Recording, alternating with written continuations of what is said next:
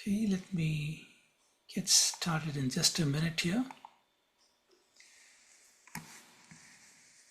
All right, so welcome everybody. This is ASCI's continuing series on unraveling ancient India's engineering legacy. And we envision this to be a monthly series of talks. Of course, given the interest, if the interest falls off, maybe it's not worth it continuing with the series. But so I've already discussed who I am. The first two talks, I don't think I'll do that again. So we are now doing the third episode, which is to explore ancient Indian astronomy. Just a quick recap.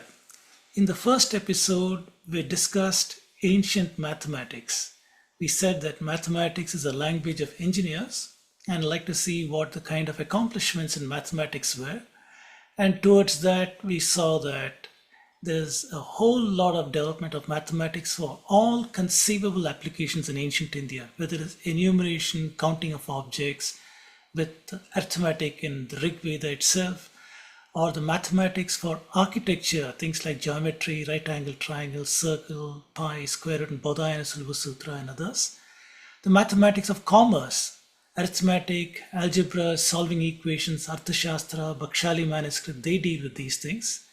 The mathematics of modeling, you see trigonometry, spherical geometry, approximations, Surya Siddhanta, Aryabhatiya, and pretty advanced modeling, functional approximation, properties, polynomial series, infinite series, algebraic geometry, calculus, combinatorics, all these appear in a host of works, including the Kerala School of Mathematics and so on. So pretty advanced mathematics here. So what we're seeing is that India has had a long trajectory when it comes to knowledge systems. And in the first episode, we saw the growth of mathematics itself. And we took this amazing journey through time, and we saw how ancient this whole legacy is for the last several thousands of years. And we saw unparalleled contributions. No other civilization even came remotely close to what your ancestors are accomplishing in mathematics. And we remarked that perhaps people will be surprised. And they were. I heard several people after the talk who said they were very surprised because none of what I said is acknowledged in Western histories of mathematics. And there are reasons for that. And we discussed some of them in this first episode. And the second episode, we talked about some applications of mathematics in architecture and music. We said that mathematics is a measure of high civilization. The fact that you can apply mathematical techniques to your day-to-day life and so on is truly a measure of high civilization. Towards that, we saw how was math used in two areas, architecture and music. And we understood that the use of mathematics was pervasive in the Indian civilization. And we saw several applications in architecture, in temple construction. We examined the roots of music in India, and we showed how strongly it is dependent on mathematical developments. We also touched upon transmission of Indian knowledge in music to ancient Greece, and that accounts for the commonality of knowledge, musical knowledge in these cultures.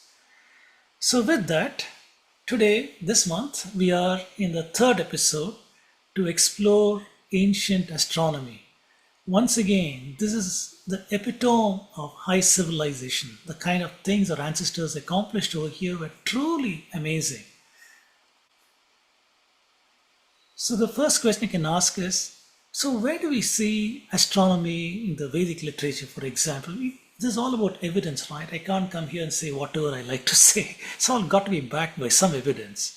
So we find that there is evidence of astronomy in several Vedic literature, things like the Samhitas, Brahmanas, Aranyakas, Upanishads, Sutras, Vedangas, Upavedas, epics, Puranas, Buddhist literature, and finally the Siddhanta class of literature. So all over this place, we find some astronomy or the other. And I even say the roots of astronomy can be found here. For example, when we talk about astronomy, the word in the Indian context is Jyotisha Shastra. In Jyotisha Shastra, we see all these branches of study have been done, whether it is cosmology, dealing with the origins of the universe itself, whether it is cosmogony, dealing with life, earth studies, things like seasons, ionams, and so on, astrometry, the study of positions of the nakshatras and planets, planetary studies, things like comets, orbits of planets, and such things, time studies and calendars, astral studies, which is predictive Jyotisha, which most people know because we have been conditioned to have a knee-jerk reaction. The minute we hear Jyotisha, we promptly think, oh, I got to reject this, this is all nonsense. But one of the objectives of this lecture series is to show how deracinated we have become from our own knowledge systems and how we have such a visceral reaction when we hear the word Jyotisha and things of that nature. So astral studies too were one small part of what we see in astronomy. A lot of mathematics to model celestial movements and so on. And what are the tools our ancestors used? Various yantras, various measurement devices are used to do all of these studies.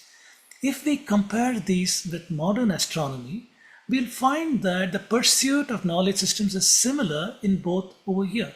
We find whatever we call modern today, it also studies cosmology, which has got to do the origins of the universe, where everything came from. Astrometry, position of stars, position of planets. Planetary science, today it includes comets, asteroids, exoplanets, and so on. Stellar astronomy, on the life cycle of stars. Galactic astronomy, how galaxies form, their structure, dynamics, and so on. Astrophysics, the physics of the universe. Astrobiology, exploration of life elsewhere. And the tools we use today are telescopes, radio telescopes, space radiometry, and other such things. But then we see the kinds of things our ancestors studied, the kind of tools they had at their disposal. It's so similar in these advanced things that we study today. Only the tools have changed, the mathematics has changed, or rather has increased. But we see similar pursuits over here. If we look at the roots of astronomy in India, we find very ancient period itself we have had the pursuit of astronomy in this civilization. And we see an outflow of knowledge from India in various time frames. We see, for example, in 2000 BCE, we have evidence that Indian knowledge systems went to the Fertile Crescent. By this we mean the places where the Tigris River Valley, the Nile River Valley, the Euphrates River Valley. So several migrations took place from India, and our scholars also have gone out, settled in these places and taken their knowledge with them. Then if we go to around 600 BCE, we are dealing with Neo-Babylon, and once again we have evidence of outflow of Indian knowledge into Neo-Babylon. Then we have a gradual growth of knowledge in Indian astronomy leading on to mathematical astronomical works that we call Siddhantas. And by 450 BC to 400 current era, during the Indo-Greek to Roman trade and other contact and so on, we had again outflows of Indian knowledge to these cultures over here. Then we are talking about contributions of Aryabhatta, Bhaskara I, Varahamihira, and a whole lot of other greats in the Indian context. And by 700 current era, when Sindh was conquered by the Islamic civilization, basically the Abbasid, we had an outflow of Indian knowledge once again, 700 current era, mathematics, astronomy, and other things, the Abbasids. Then moving on, we had Brahmagupta, Bhaskara II, and a whole lot of other astronomers, again greatly refining what we understand in astronomy. And by the 10th to 12th century, we see continuing transmission of Indian knowledge through the Islamics, but now reaching up to Europe through transmission to Latin Europe over here, and from there on to Western Europe and so on. In India, we see the continuation in Kerala, southern India. We see Kerala school of astronomy, mathematics with Madhava and Parameshwara, Nilakanta Somayaji, and several others. And this knowledge too was transmitted in the colonial period, 15th to the 20th centuries, through the colonial transmissions.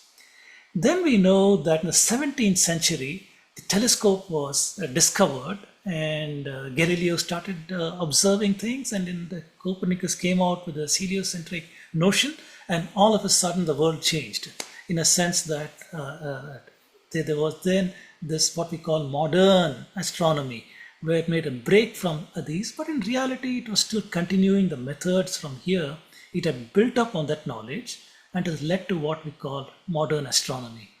For the most part, 99% of us are ignorant of the roots of modern astronomy that goes back over here. But I have researched this deeply for more than 20 years now.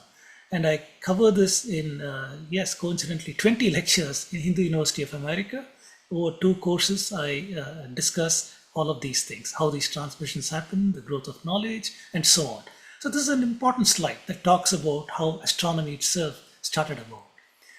So if we look at the evolution of Bharatiya astronomy, we see that very, very early period, we see astronomical knowledge and observations were woven with philosophy. We see that embedded in the Vedic literature itself. Eventually, we see that astronomy wisdom is encoded into stories in a metaphoric way. And that was evolving from the time, the philosophical period, and so on has been evolving since then. Eventually, we saw the use of mathematics in addition to model celestial body movements, leading to advanced mathematics and theories for celestial body behavior. So all of these things are evident in the growth of astronomy in India. And what I'm going to do in the next 2 lectures, including this one, would be to illustrate these things. So today I'm going to emphasize these 2 aspects: how astronomical observations were interwoven with the philosophy of the land, and how we had wisdom encoded into stories and metaphors. In the next lecture, I'll continue with this, how stories, metaphors, antiquity, calendar systems, and so on. And the last lecture in this series, I will talk about coordinate systems that ancient Indians used for the skies, use of epicycles, and the pinnacle of Indian accomplishment in astronomy. We'll discuss all of these wonderful things over here. So the first question that must be on your mind is, did India even have a formal study of knowledge? The reason why we ask such a question that might look absurd to several of you is that Western historians of science routinely ignore Indian contributions. India is merely a footnote for them in the history of sciences. So we ask this question, did India even have a formal study of knowledge? What evidence do we have for that? We call that epistemology. So we can see that Indian works can be divided into several areas. We got philosophical content, historical content, social content, encyclopedic content, then sciences, medical, mathematics content, and so on. So a whole lot of literature exists in India, leaving no doubt at all about the growth of knowledge in various areas over here. And if we look at the sources of knowledge, we traditionally say it can be divided into Shruti and Smriti. So Shruti is that which is heard, like an oral tradition. You have the Vedas, the Samhitas, Brahmanas, Aranyakas, Upanishads. And these are typically these things: the Samhitas, mantras, hymns, prayers; Brahmanas, commentaries on hymns, rituals; Aranyakas with philosophy and rituals; Upanishads with deep philosophical content. So this is the Shruti class of literature. The second is Smriti, that which is remembered, typically written down. So when you look at a written text, it makes sense to you, right? That's why it's remembered. So you have the 6 Vedangas: grammar, meter, astronomy, rituals, itihasas, texts on dharma, artha, kama, moksha, Puranas, poetic works, bhashyas, commentaries on the Shrutis, sutras and shastras of various schools of philosophies, nibandhas, things like politics, medicine, culture, arts, Jain, Buddhist works. Evidence is there for all of these things. What it tells you is that India clearly had a vast network of knowledge systems over here. Any scholar could find intellectual fulfillment in these areas, in this matrix of learning that we see in ancient India.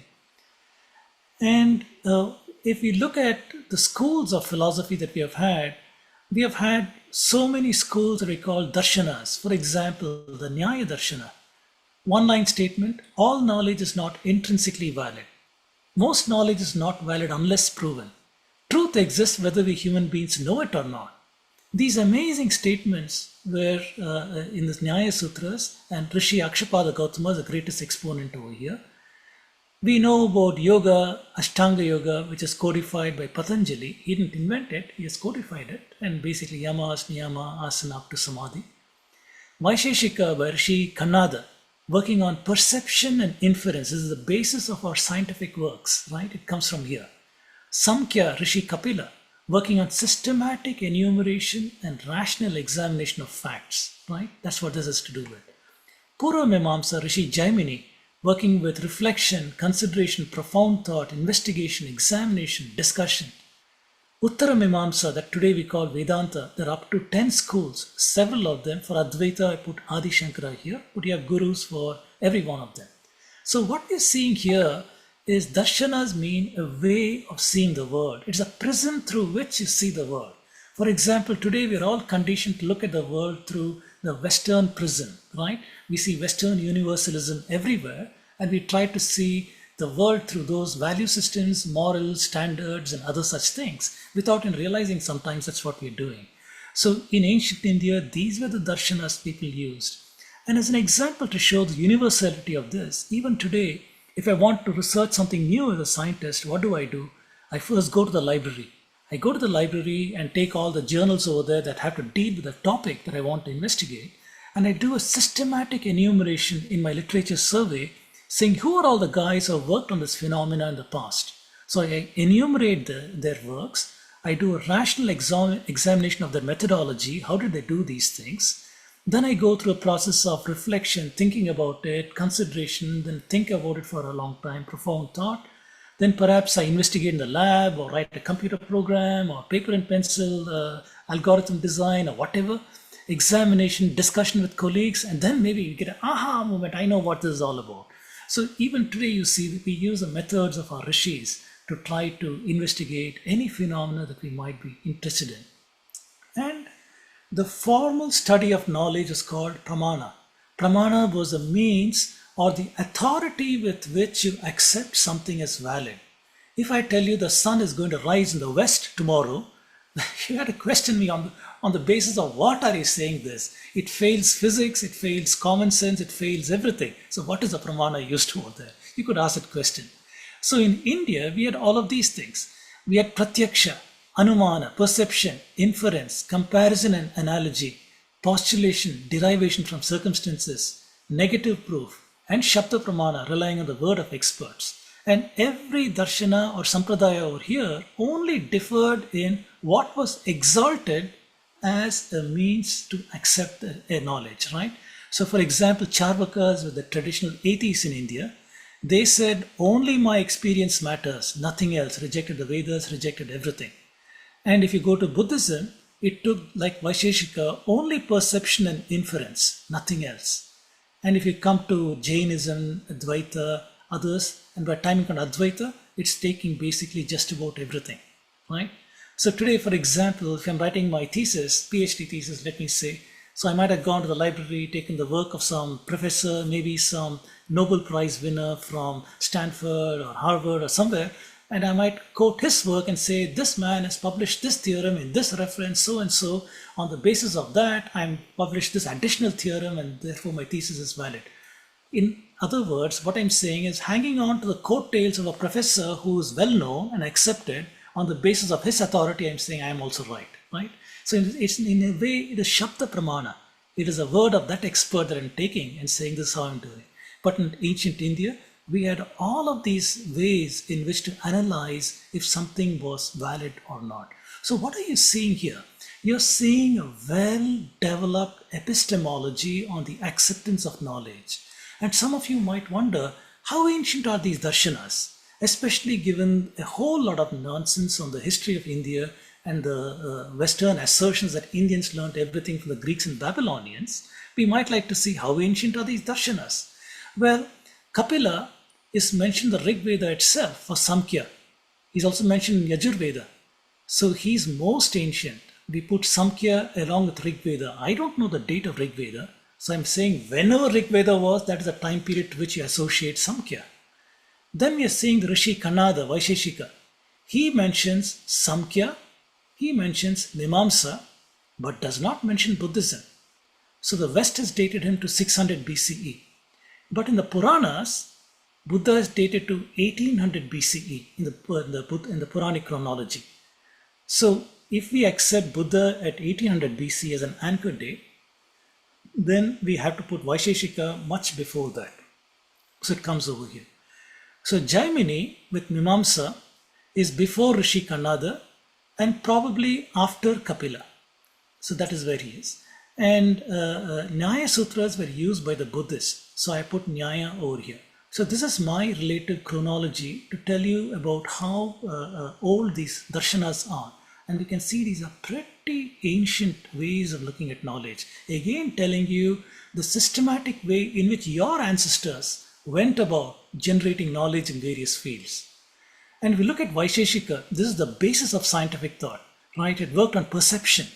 It says pratyakshas of two kinds, external and internal. External can come arising from senses and worldly objects. Our interaction with our five senses, we feel the world and we look at phenomena, and our understanding of phenomena comes through our perception over here. But then this can be mistaken. For example, at night when you're walking on the road, you might mistake a rope on the road for a snake, right? You say, oh, snake over there. But then you go closer, you see that's not a snake, it's a rope. So we know that external perception can be sometimes invalid. So there's also internal perception, which you know through the mind. And this is a purer form of understanding. And Anumana is inference. It is a reaching of new conclusion and truth from observations and previous truths by applying reason. Is there a better definition of science in ancient India? This is what it is. And later on we can see that Democritus, who's exalted in the West as father of modern science, he's known to have traveled to India and returned with something called natural philosophy and is echoing Vaisheshika. Whatever Rishi Kanada has said, he seems to be echoing those same things over here. Very, very intriguing to see some of these things. And we also see that Hindu scientific works have been guided by darshanas. Whether it is Nyaya Sutra, Vaisheshika, Surya Siddhanta, Sulba Sutras, and other such things, we are seeing every one of these things is based on evidence, it is based on perception, it is based on inference, it is based on samkhya, systematic enumeration, discussion of the various things, and so examination of various objects and so on. So we are seeing that the works in India are truly guided by the darshanas that we just talked about. So it's very systematic, in other words. It's not as if somebody can come and write whatever rubbish, publish a book in it and get away with it. No, it is pretty systematic. So with that as a brief background to show that yes, India had a well-developed epistemology and means of generating knowledge, we go into the knowledge in astronomy over here. So first of all, we need evidence, right? Where is the evidence for the practice or the study or the growth of astronomy in India, especially given Western assertions that Indians learnt everything from the Babylonians, from the Greeks, and so on? Well, we look at the sources and texts, and what we are seeing is that the Vedas, Brahmanas, they contain a lot of astronomy content. I'll discuss that in today's episode. We also see Puranas contain stories with astronomy wisdom as metaphors. Then we have all of these Siddhantas. Siddhantas are mathematical astronomical works. Vyasa, Atri, Parashara, Kashyapa, Narada, all of these things. But unfortunately, these works no longer exist. Everything has shown a red font are lost works. But we know they existed because later writers referred to them. They mentioned there was a Siddhanta from which they've taken some things. So we know that these works once existed. So what we are seeing is a very long lineage of Siddhantas over here. With this we come to Vedanga Jyotisha. We have this, fortunately, it can be dated to 1400 BCE. I'll explain why in my next episode, next month, attributed to Lagada. Vrittigarga 500 BC, we have his works. We have the Surya Siddhanta, earlier name was the Saura Siddhanta. We have these works in addition. Then we have Paitama Siddhanta, Lomasa Siddhanta, Pulisa, and Vashishta Siddhanta. Again, these works are lost. Very luckily, we have got Bhashyas by Varahamihira. In 500 current era, he left these commentaries in Pancha Siddhantika, where he discussed the material in some of these things. So very fortunately, we know some of the contents of these works, thanks to Varahamihira. Going on, we find Aryabhatta. around this time frame who wrote Aryabhatiyam and Arya Siddhanta. We don't have Arya Siddhanta anymore, but we have a commentary on it where some aspects are there in Bhaskara's works. But we have Aryabhatiyam. Varahamira, famous for writing Panchasiddhantika and Brihat Samhita. Bhaskara the first, who's very famous for writing his Bhashya on Aryabhatiyam. Aryabhatta was very, very terse in his writing. So he packed an enormous amount of wisdom in a couplet, right? 2 or 3 lines of Sanskritam. In that there is a whole lot of knowledge. And people simply can't understand it. If you were to read Aryabhatta like a casual book, there's no way you'll understand it. So it required Bhaskara about 200 years later to do his PhD thesis, literally. A Bhashya is like a PhD thesis, or maybe even beyond that, where he explained what did this Acharya mean by every one of his statements over there. That's why we understand today what Aryabhatta meant with Bhaskara's Bhashya over here. He also wrote Mahabhaskariya and Raghu Bhaskariya. We have Brahmagupta in this time frame who wrote the very famous Brahmasputa Siddhanta and Khandakadyaka. These works were transmitted from India into Arabia, into Baghdad basically, by the Muslims, translated into Arabic from Sanskrit and injected into Spain, where it was translated into Latin. That is how those civilizations got to know mathematics and astronomy. Prior to that, they were at a very primitive stage in these works. Mateshwara Munjala, who worked on precision, Aryabhatta II, Mahasiddhanta, going on to Bhaskara II in this time frame. Very famous for his work, Siddhanta Shiromani, Leelavati and other works. Parameshwara, who belongs to the Kerala school of mathematics, with these works over here. Nilakanta Somayaji, Tantra Sangraha and other works.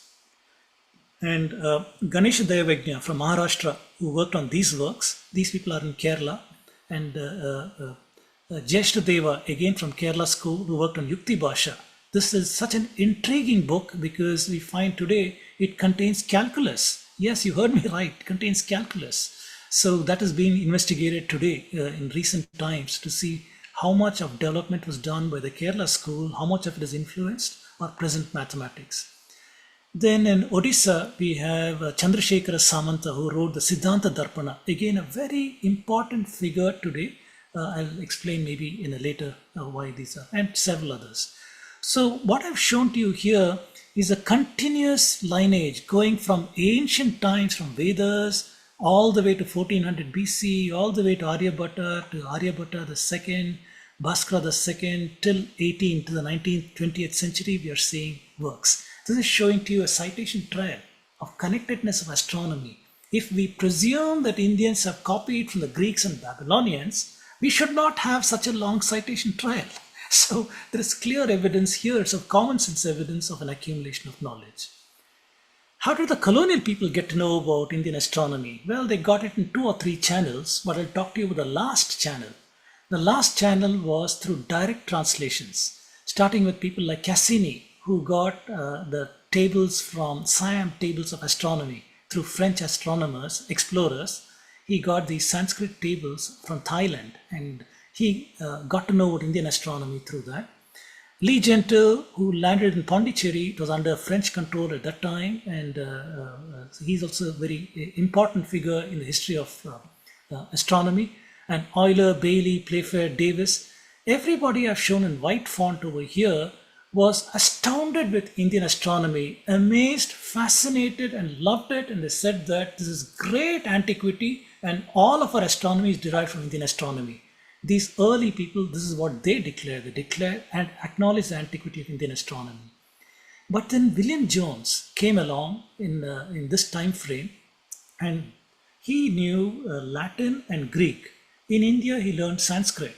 And to his shock and amazement, he found that Sanskrit, Latin and Greek are related. And he asked, why is it that they are related? And therein was born the field of linguistics to try to address why do the Indians have common linguistic connections with the Western Europeans. In order to understand that, a whole lot of things came about, mostly Eurocentric, and eventually the linguistic theories came about something called Aryan invasion. So it became first an Aryan invasion, Aryan migration, and all of these kind of things. But then the problem was this linguistic theory decreed that this Aryan invasion had to take place in 1500 BCE, and all the Vedic literatures composed in India after 1500 BCE. So these Aryans are supposed to have brought Sanskrit to India and composed the Vedic literature in India in 1500 BC and later. So the problem is Indian astronomy shows far greater antiquity than suggested by linguistic theories. And that is why these people couldn't reconcile to that. So everybody as shown in red font was against the antiquity of Indian astronomy. So they created these distortions and controversies where they try to discuss how old is Indian astronomy, where did it originate? Basically, they presume it came from Greece and Babylon. What did the Indians learn from the Greeks? They predispose a question saying they learned from the Greeks. Let us learn what they learned from the Greeks, similarly from Babylon. So these are the kind of issues that came about in this time frame. And one such person with heavy weight is Pingree. David Pingree was a professor. He passed away in 2005.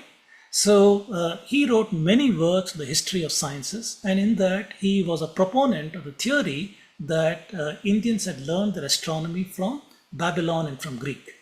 And this is one of his papers where he says, in India, astronomers paid little attention to observation or to theory. This is actually a statement from his paper.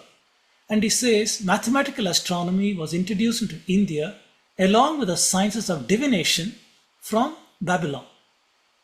And he says that everything they did was derived from Akkadian sources through Neo-Babylon over here, Achaemenid Iran, and embodied in this text he called Vedanga Jyotisha, composed in northwest India by Lagadha, probably in the 5th or early 4th century BC. He had to get these dates because to show that Indians have copied from here, he had to pull down the antiquity of this work. In the next episode, I'm going to show you how we fix the date of Vedanga Jyotisha. This is followed by translation of Greek texts on astrology, astronomy to Sanskrit in Western India, 2nd, 3rd, 4th century. And he has the audacity to say the preservation of the Greek material is one of India's greatest contribution to the history of science. I want you to reflect on this statement over here. The preservation of Greek material, because the Greek material was destroyed by the early Christians. The early Christians, when Roman Empire adopted Christianity in 330 current era, they basically burnt all the pagan libraries, the pagan temples, the philosophers were killed and all these kinds of things. So they lost early connection to early Greek material. So he's saying the preservation of Greek material is India's greatest contribution to the history of science. So these are so patronizing and so incredibly Eurocentric statements. And in the next 3 episodes, I will repeatedly show to you how wrong these people have been. So let us take a look now in ancient cosmology, concepts of cosmology in time in ancient Indian works. We see this in the material evidence itself. In the material evidence, we have got, for example, this is a paper that came in 2011 in Journal of Astronomical History and Heritage, where it discusses a stone circle in Andhra Pradesh, right? In this place, this Murardodi in Andhra Pradesh. So they studied the alignment of these stone pillars and they found that it is aligning with the time of the equinox. So they were used as a calendrical method to try to say where will the sun rise on the date of the equinox, or where will the sun be at the winter solstice or summer solstice. In order to mark these positions, they were erecting these stones and using it as these points, equinox point changes. Why will it change? Later in today's episode, I'll tell you why it changes. But over hundreds of years, the place where the equinox is will keep changing. And so they were tracking this with time also. So this is what we see. Indians definitely had a calendrical system in various parts of India. In here, we don't know how ancient these things are. They have pulled out a date saying 2000 BCE, 3000 BC, but I think it is far more ancient than that. Then in the Vedic literature, we are seeing in Rig Veda, in the famous Nasadiya Sukta, we are seeing there is this translation of that. Then even nothingness was not, nor existence. There was no air, no heavens. What covered it? Where was it? Who's keeping? Was there cosmic water in depths that we don't know? There was neither death nor immortality. There was no light, no day, no night. But the one, Brahman, breathed windlessly and self-sustaining. There was that one and there was no one. So this was a conceptualization of your ancestors in trying to say what was there before everything, before anything came. What is the origin of this whole universe? So this is the conceptualization. But their view, Samkhya, systematic enumeration, rational examination, they know this is only a prediction. It's a hypothesis. They quickly go through a correction or a caution phase. It says, but after all, who knows? Who can say where it came, how creation happened? Devas themselves are later than creation. So who knows where it has risen? Where did creation have its origin? The creator, maybe even he doesn't know. So what are you seeing here? You're not seeing a dogmatic statement saying that God created the world in 10 days, be happy, and these kind of things. But you're saying that even maybe the divinity does not know. They are trying to make rational examinations of how creation must have come about. So we are seeing advanced understandings and very mature understandings, not puerile, immature statements that are dogmatic, but rather open-ended questions that allows a lot of space for people to reflect upon it, think and come with new ideas and so on. In the conceptualization of time, we are seeing, for example, in the notion of Brahma, we see a cyclical universe. For example, in the cyclical creation, we are told that we have this, what we call Chaturyuga, from Kali Yuga, Dwapara, Treta to Satyayuga. If you add the duration of these things, it comes to 4.32 million years. And 71 of this forms something called a Manvantara. And if you take 14 of these, they make something called a Kalpa, which comes out to 4.32 billion years. One Kalpa is a day of Brahma. A night of Brahma is an equal duration, and the life of Brahma is expected to last for 100 years. Each Brahma lasts for 100 years. And there's a period of full creation and full dissolution, and partial creation, partial dissolution that happens over here. So this was our ancestors' way of trying to look at the cyclical nature of time over here. This graphic shows that neatly. So we have got 1:2:3:4 kind of formulation. Kali Yuga is 432,000 years, twice that is Dwapara, thrice that is Treta, 4 times that is Satyayuga. And 71 of them forming a Manvantara, 14 of them forming a Kalpa, which is 1 day of Brahma, and that is equal duration is 1 night of Brahma. So you have creation and dissolution happening over here. Where is the evidence for this? It comes from Srimad Bhagavatam. In this particular chapter, we see these things. And we are told that each Brahma lives for 100 such years, and we are in the 51st year of the current Brahma. This is also something we know. So it's a mature universe. In other words, it's not an ancient universe. And if we see this is the only expression of time in any civilization that comes close to our modern understanding. In our modern understanding, among the various ideas of cosmology is one of this notion of this inflation that we refer to as Big Bang that happened about 13.8 billion years ago, during which time this inflation happened and we are today here with our current galaxies and other such things. So if you add up this 4.32 times 4.32 and the Sandhya periods, you're seeing that it comes from 9 to 10 billion years. Very intriguing to see how Indians have conceptualized something like this. And just to emphasize this Vedic cosmology, this is similar to something astrophysicists study today. It's called the bounce model. The big bounce is a seriously studied model where you have recurrent creation and destruction, where a prior universe could have collapsed because of gravity. When gravity predominates and brings together all matter, collapses into a singularity, and from that singularity you have a new universe coming through a new inflation or a new Big Bang, and we are here today. And this is one of the seriously studied topics over here. And one of the persons proposing that also is Roger Penrose, who's an astrophysicist, and in this paper, for example, he says he's found evidence for what he calls Hawking points in the cosmic microwave background skies. He has found something like 30 to 40 anomalies in the cosmic microwave background, And through his mathematics of what he calls conformal cyclical cosmology, he's tried to explain that these are the remnants of the black holes of a prior universe. So in his model, from this initial expansion, you have new galaxies that keep expanding out, and there's a maximum expansion after which some forces are going to predominate. We don't know what they are. Maybe dark matter, dark energy, we have no idea. But some contraction will take place, at which point the black holes of this universe will, in some sense, define how the next universe will evolve. And we can ask that question today.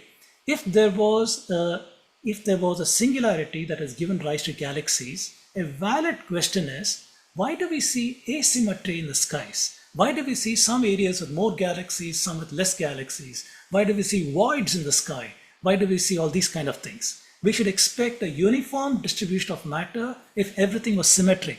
But it was not symmetric. If it was not symmetric, there was some initial condition that seeded the galaxy's formation so that it evolved into this particular way. What was that initial condition? In his thinking, it is this black holes. So in a sense, it's vasana. Vasana is a Vedic concept which says that we carry on our Atman the impressions of our activities, right? The impressions of, for example, it's like a bullock cart that goes on a village road. After many years, there'll be ruts in the village road because the bullock cart keeps going on the same thing. Then you can imagine that even if the cartwheel tries to come out of the rut, it will be pulled into the rut again. This is our habits, right? Today, our habits pull us back into the same familiar patterns, and these are vasanas. So in a sense, it is these impressions from the previous birth of the universe, previous lifetime of the universe, that seems to control the evolution. And this is not some flake saying this. This is a professor, Roger Penrose, and he got a Nobel Prize in 2020 for his work on black holes and so on. He shared the Nobel Prize with these two people. And he says an earlier universe existed before the Big Bang and can still be observed today, essentially what I talked to you about. So it is intriguing that in Srimad Bhagavatam and other works, we have got this notion of a cyclical universe through Brahma's lifetime. That seems to be a model in today's astrophysics. We don't know whether the model is right, but it is a seriously studied model today. We also have in Vedic cosmology all kinds of amazing things. For example, we got multiverses over here.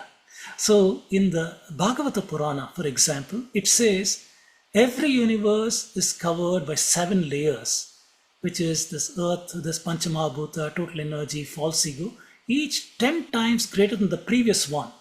There are an infinite number of universes besides this one. And it says they move about, although they are unlimitedly large, they move about like atoms in you, referring to Bhagavan over here, saying, therefore you're called unlimited. So it's an expression that we have got an infinite number of universes. It's called Brahmanda over here. And one more place, the countless universes, each enveloped in its shell, are compelled by the wheel of time to wander within you like particles of dust blowing about in the skies. So once again, some pretty advanced philosophical ideas are coming out in the philosophy of Bhagavata Purana over here. And the multiverse comes from one more work, Brahma Vaivarta Purana. For example, over here, once again it says the number of Brahmas cannot be counted. Each universe has a Brahma. It's just called a Brahmanda. And the number of Brahmas cannot be counted. So same thing here, the number of Brahmandas cannot be counted. Then it even says, this is actually a story. And the story has got to do with Indra, who's very vain, full of ego. He wants a beautiful palace. He calls the Vishwakarma, who is the divine architect, and he keeps making Vishwakarma work more and more. He's not happy with the palace, build it bigger, build it better, and so on. And exhausted Vishwakarma goes and complains to Vishnu. And Vishnu says, wait, I will teach this guy a lesson. And he takes a form for a young Brahmana boy, and he comes over there. And eventually, in the course of discussing with Indra, he points to a line of ants that are going into the palace. And he says, I have created the entire group of ants. All these ants were in Indra in a previous lifetime, in a previous Brahmanda. So he's trying to say once again the notion of multiverse coming out in his humbling of Indra over here. We even have stories. There's a Vedic cosmology story over here in the Srimad Bhagavatam. The story of King Kakudmi, who had a beautiful daughter called Revati. She was very accomplished and he could not find a match for her. Eventually he goes to Vishnu itself, he wants to go to Brahma himself and ask, have you made a match for my daughter? So he goes off to Brahmaloka and he goes there, he sees Brahma is enjoying a Gandharva concert. So he stands by respectfully till the concert is over, and then Brahma motions him, come here, why have you come here? And he explains why, Kakudmi says why he's come there. Brahma starts laughing. He says that in the time you were waiting for this concert to be over, 27 Chaturyugas are over on earth. Remember, each Chaturyuga is 4.32 million years. 4.32 times 27 is 116.64 million years. And on hearing this, Kakudmi is inconsolable, right? Then Brahma says, go back to earth, and by the time you reach home, it will be time for Bhagavan Krishna his avatar to come on earth, and his elder brother Balarama is a right match for Revati. And the story goes on over there. But what is intriguing to us is that Kakudmi was standing next to Brahma, and the concert that he thought a few minutes turned out to be 116 million years on earth. That's what it refers to. This is a concept we know called dilated time. In physics, astrophysics, we study this, right? It says if, for example, you were able to travel close to the speed of light, then time slows down in your reference frame as opposed to somebody you left behind on Earth in a different reference frame, right? So time slows down for you. So on Earth, maybe thousands of years go by for you just a few minutes. So that is one aspect of dilated time. Another aspect is if you're in the presence of a super heavy mass, like a black hole and other such things. Once again, the gravity wells around space-time fabric, that also causes time dilation. We know these things from physics. So it's intriguing that such an idea has come out over here in a story form. I don't think our ancestors knew these things, but it is amazing to see these things appear again and again. And me being a numbers nerd, I decided to study this a little more. So each minute of Brahma, given his lifetime, we know that one kalpa is equal to 4.32 billion years, right? So one day of Brahma is 2 into 4.32 billion years. If you divide that by 24 hours and divide that by 60 minutes, we get that each minute of Brahma is 6 million Earth years. Kakudmi spent 116.64 million Earth years listening to the concert. So we can say the concert took 19 minutes, 26 seconds in dilated time. It's truly intriguing to see from the numbers we can get these kind of things over here. We can also estimate what is the size of Brahmaloka as far as the Vedic notion is concerned, but just by studying these things. Looks like we are close to the Laniakea supercluster. That would be this 116.64 million light years would come to something like this. Cosmology is also expressed in other ancient texts. One ancient text is Brihadaranyaka Upanishad, attributed to the Rishi Yajnavalkya. So Yajnavalkya is famous because he was challenged to a discourse by the female Rishi called Gargi, right? So Gargi wants to find what is Yajnavalkya's understanding of cosmology. So she says, Yajnavalkya, what is everything on earth? He says everything on earth is wrapped in water. If she says wrapped by water, what is water pervaded by? By air. What is air pervaded by? By the sky. And it goes on over here. Sky is wrapped in the world of Gandharvas as planets. World of Gandharvas and the world of Aditya, the sun. He got one of them wrong. He says that the world of sun is wrapped in the world of Chandra, the moon. World of moon is wrapped in Nakshatras, the star. World of Nakshatras, the world of Devas. World of Devas and Indra. Indra is wrapped in Prajapati, galactic center. World of Prajapati is wrapped in the world of Brahman, which is basically saying that the entire cosmos creation is over here. So very intriguing to see that his understanding of cosmological layers is what we truly see today. He's trying to express it over here.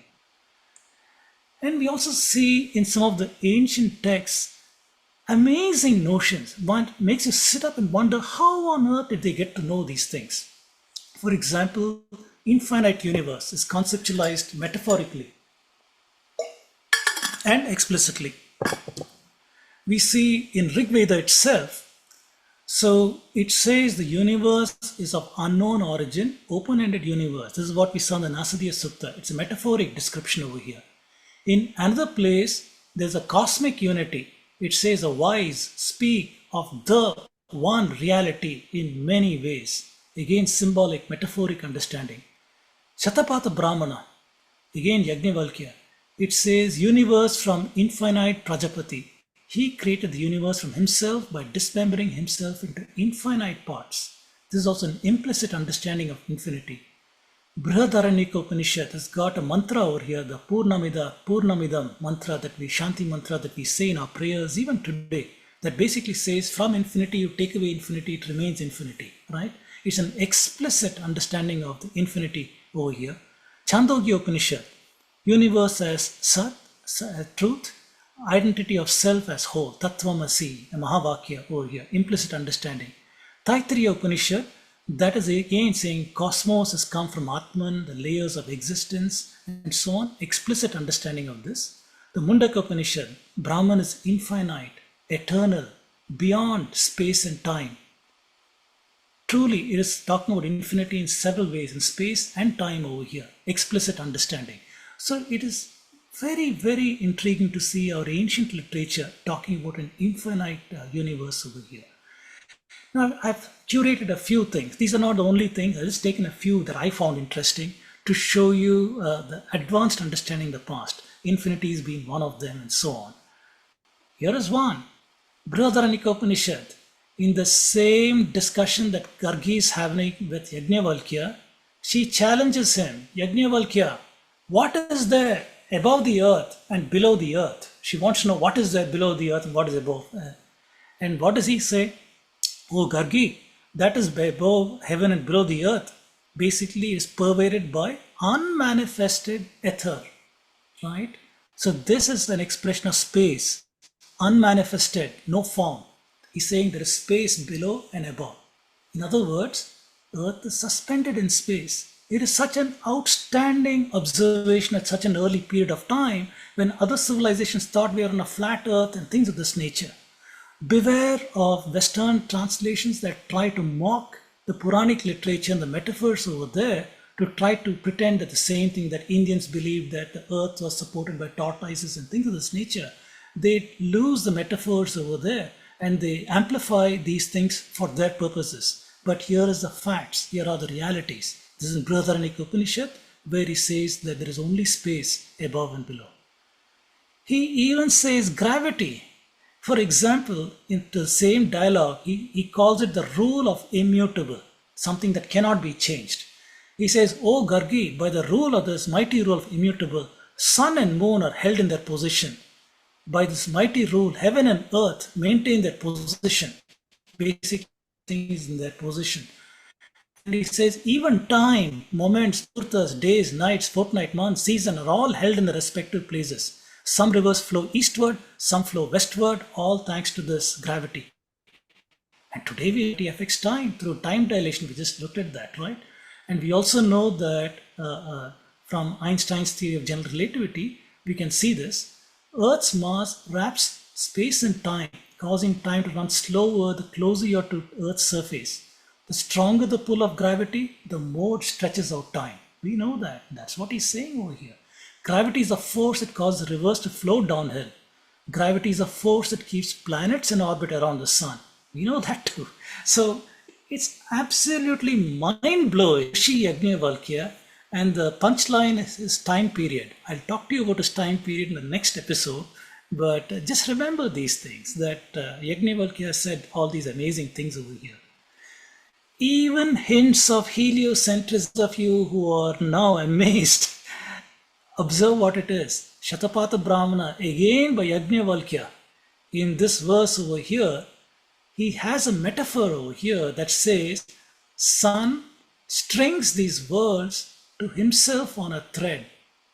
And he says, what is that thread? He says, it is like the wind. And the sun strings the worlds to himself on a thread. So he's saying that the sun has connected all the worlds to himself on a thread and he's moving around, right? And that's how. So it's an expression of heliocentrism here. It is not that the earth has strung the sun and others to himself, to itself. He's not saying that. He's saying the sun is the one that has strung these things. A clear expression of heliocentrism. And then we are seeing another ancient work, the Aitreya Brahmana. This translation is by Martin Hall, Over here in this third book, 44th verse, page 163 in this translation, it says, the sun does never set nor rise. When people think the sun is setting, it is not so. Having arrived at the end of the day, it has got opposite effects. It makes night on what is below and day what is on the other side. So in other words, it's saying it is not the sun that is rising and setting, but then it is changing to become night below and day to the other side. Again, an implicit understanding of rotation, implicit understanding of heliocentrism. This is there in some of our earliest Vedic literature. And the evidence is there. It is not, these are facts. Nobody can disprove these facts, right? I mean, you can go and verify it for yourself. Go ahead and take these references and check it out. Understanding of the phases of the moon. People who see the moon, how do you even know what is going on? Every day there's a different shape to the moon and so on. So it is clear in this Aitreya Brahmana over here. It says the moon enters the sun on the new moon day. The moon is born of the sun, clearly showing that it has come and has become one with the sun on the day of the new moon. That's why we don't see the moon. And in another place, the Taittiriya Samhita, it says the moon receives light from the sun. So clear understanding that the moon doesn't have light of its own.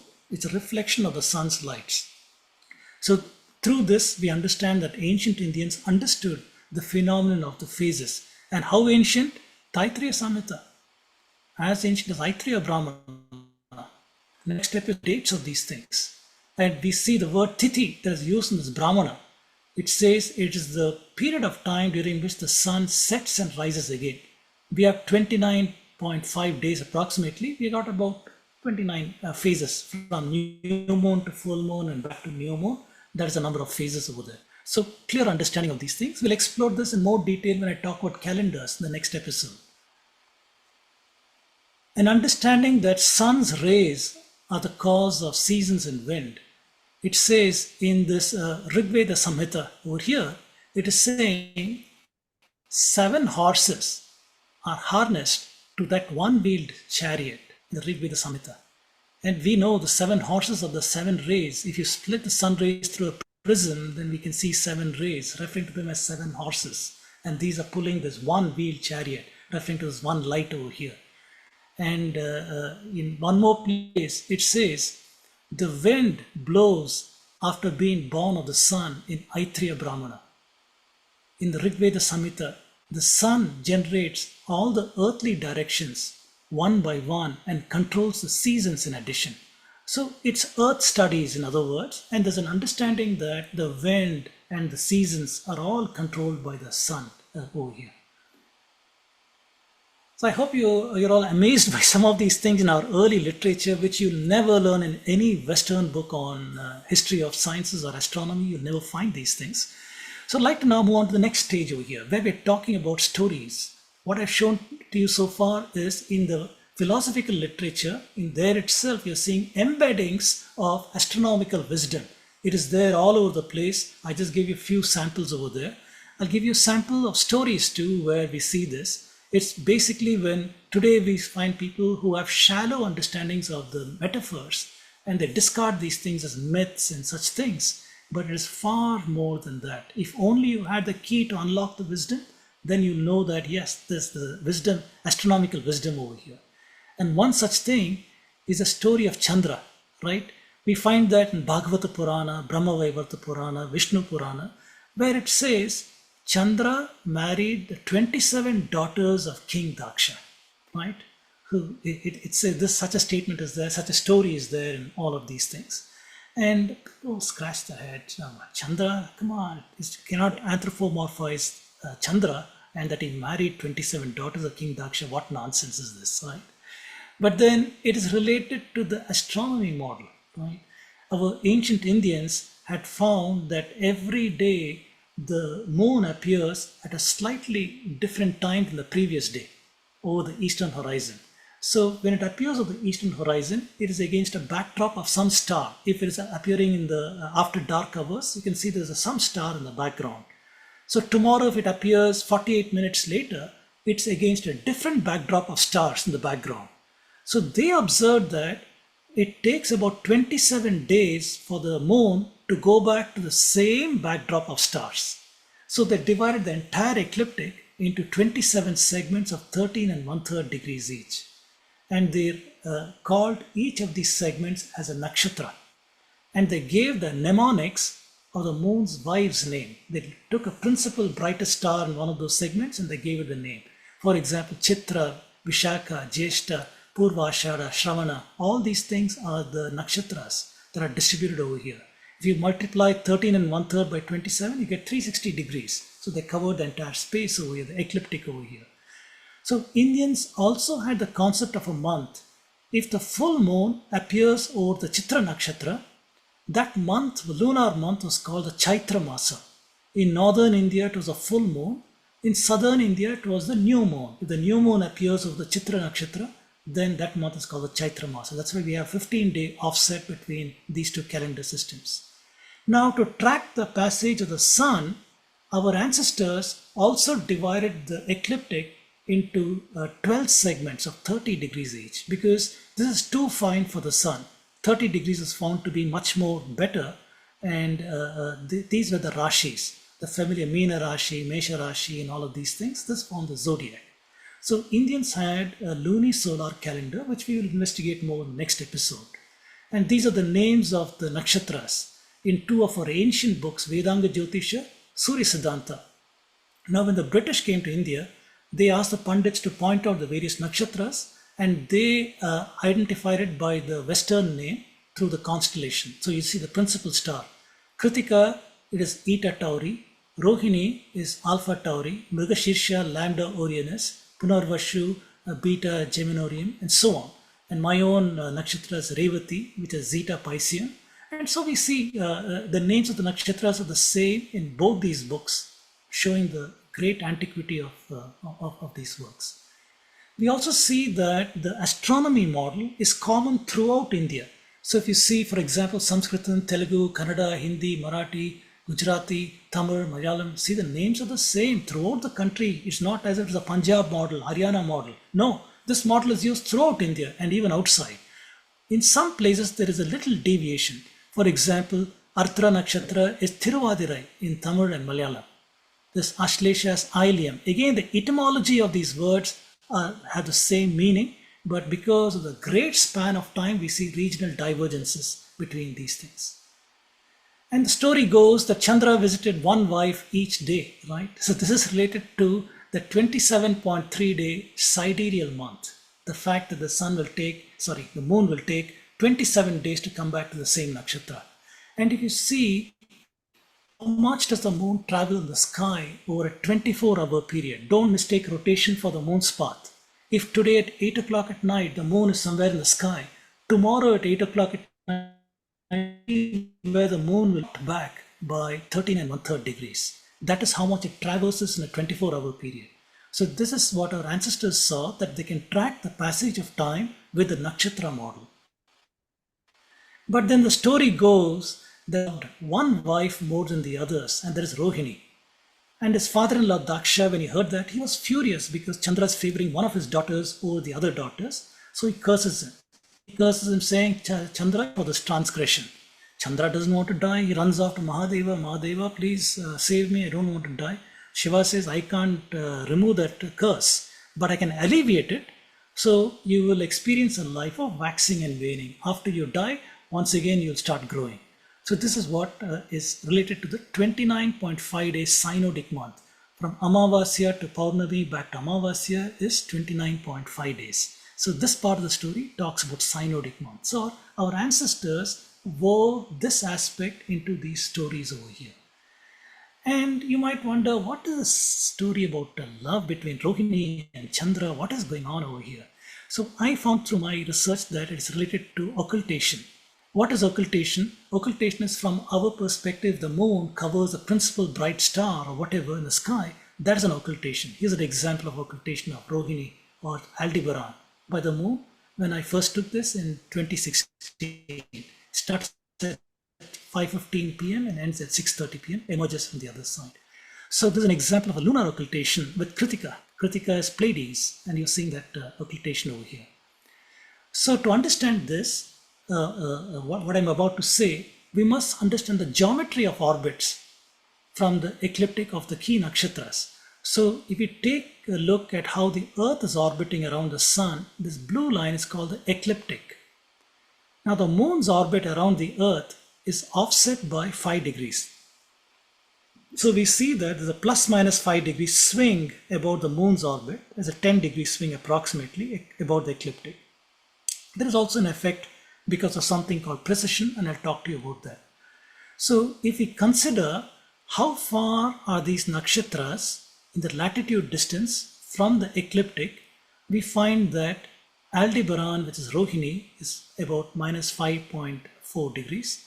Jeshta, Antares is minus 4 degrees. Kritika is 4 degrees. Chitra, Spica is minus 2. Magas Regulus is around 0.4. So when the moon goes between plus 5 and minus 5, it is sometimes going to cover some nakshatras. If the nakshatra is beyond 5 degrees, the moon will never touch it, right? It will just go close to it but never touch it. So that is what I've shown here. This is the ecliptic over here, and Rohini, for example, is over here. And if it is between, if a nakshatra is looking 4 degrees to 6 degrees of the ecliptic, it will experience a continuous 4-year series of occultations. If it is less than 4 degrees, then it will experience 2 separate phases. When the moon is crossing the ecliptic and goes, it will experience one half set of that. After about 2 years duration, when the moon is returning, it will again have a other second half of the occultation. And if it's beyond 6 degrees, there will be no occultation. So this 4-year set will repeat after 19 years. The set will come once again. Set of occultations comes once again. This all just got to do with the geometry of the sun, moon, earth, and their behavior. That's all it has got to do. It's nothing very intriguing over here.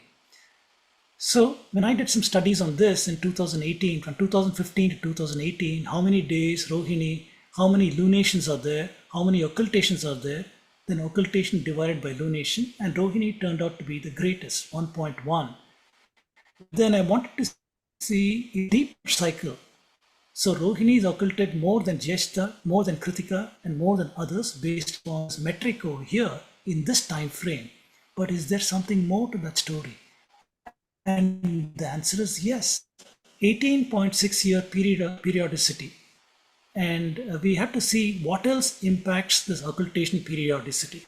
So if we find that the moon also goes to something called precession. In that precession, it completes a full cycle in 18.6 years around the Earth. And basically, it is the moon. If you look at the ecliptic and the moon's path, they cross each other. That crossing is what takes this much of time. And there's also this precession of equinox, which takes 26,000 years. I'll talk to you presently about that. It's the last topic for the day. And these two are in opposite directions.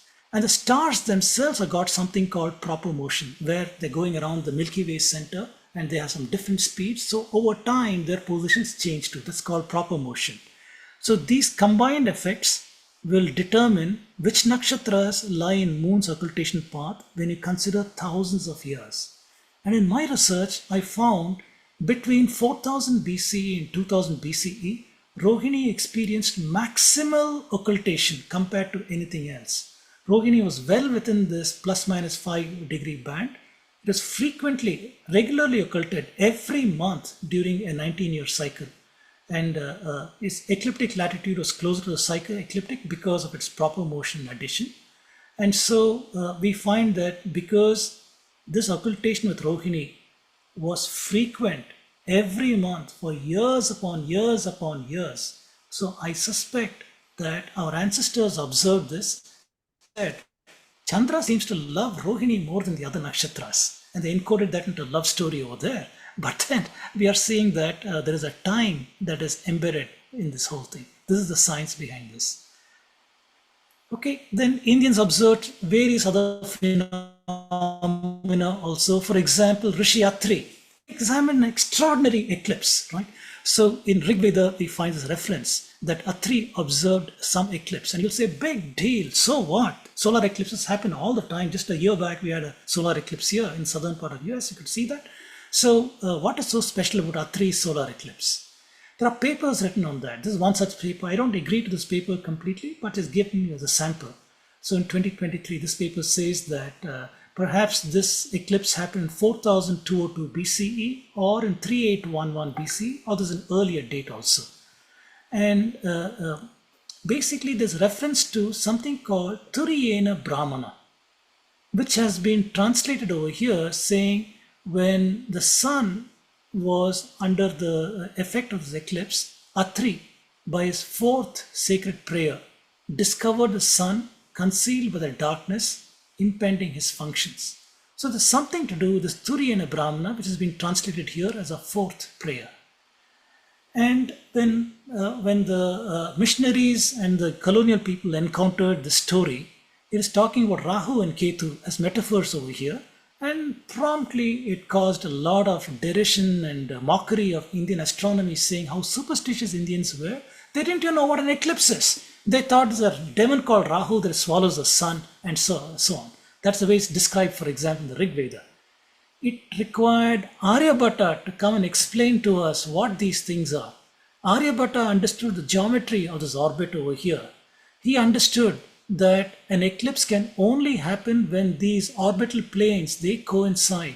When this angle goes to zero, when the sun and moon come together over here, this propensity for an eclipse over here depending upon its visibility from Earth. And on the other side for a lunar eclipse. So he called this node as Rahu and this node as Ketu. And he explained to us what these metaphors really mean.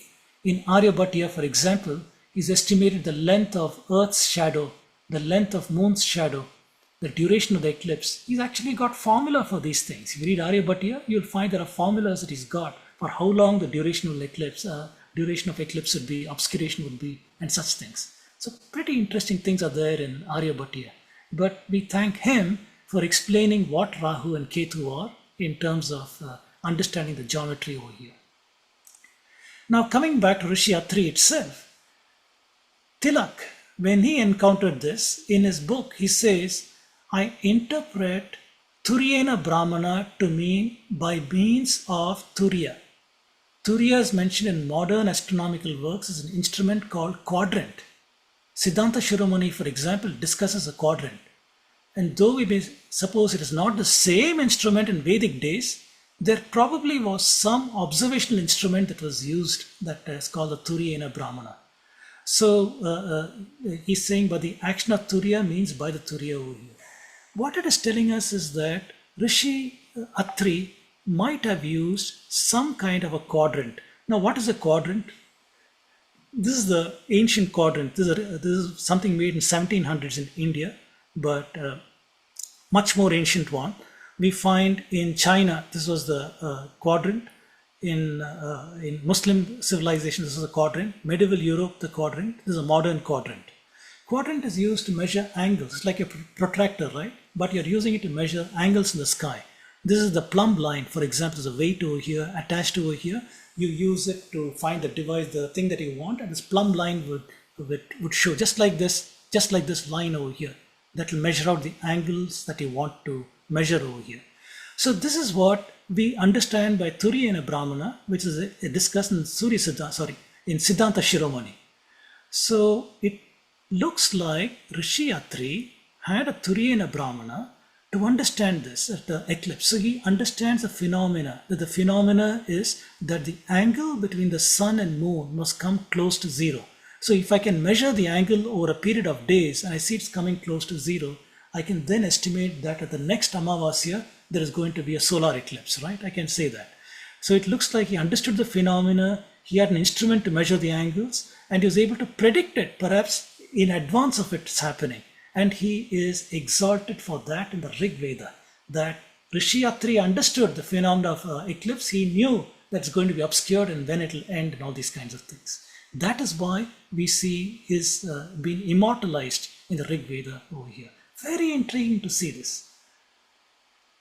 Indians also observe transits. Transits are when the inner planets, the Mercury and Venus, they go across the face of the sun from our perspective. That's called a transit. For example, I took this picture in 2016 from my backyard when this tiny dot over here, this Mercury, that is going across the face of the sun. Transits are called grahayuti, right? And this was very important in Indian astronomy because Indians had the epicycle model and others to predict when a crossing will happen. Now, if they could actually observe the crossing, then they could then check the error. They predict it will happen at this time, but it happens a bit different. They could measure refined parameters governing the or calibration. So we know that these things were used for quite some time and transmitted through Brahmagupta's works to Arabic and from there on to Spain. It formed the basis of European learning itself. We learn all these things in a later episode. So in the Western tradition, Galileo, after he used the telescope in 1610, Kepler got enormous data from his predecessor, Tycho Brahe, in 1630. Only then Europeans were in a position to predict a transit of Venus, which Lee Gentle came to observe in Pondicherry, but he missed it because the ship landed late. He missed it.